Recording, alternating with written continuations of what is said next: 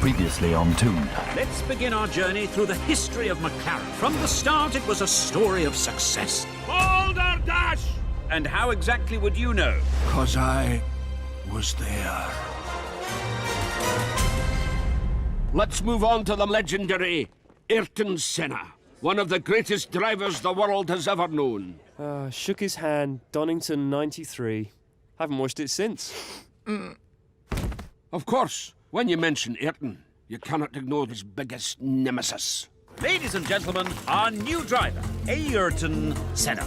Ayrton. Elton? Ayrton. Eaton? Ayrton. Ayrton. Ladies and gentlemen, Mr. Senna. You didn't hit it off from the start, did you, Professor? Look, I never had any trouble working with Ayrton. Believe me, we were like chalk and, something chalk goes well with. Cheese. Hello! Now, let me tell you a little bit about driving Formula One cars.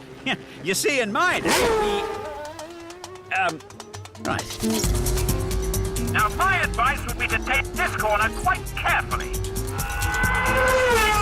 All fast works, two, Aaron? Seem to have a malfunction on the radio. Check that out, would you, chaps? Everyone knew that Senna was more than just a driver. He was a poet. I am designed to win. There is no prize for second best. Well, technically there is. It's called silver. Nothing to sniff at? It's impossible to describe the euphoria of winning a race. But if you had to, it's kind of like finding money in an old coat.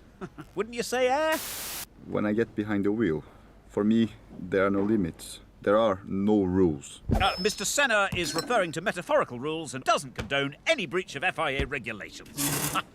Forget this. You heard the man. No more questions. Sorry. It soon became one of the greatest rivalries of motor racing history.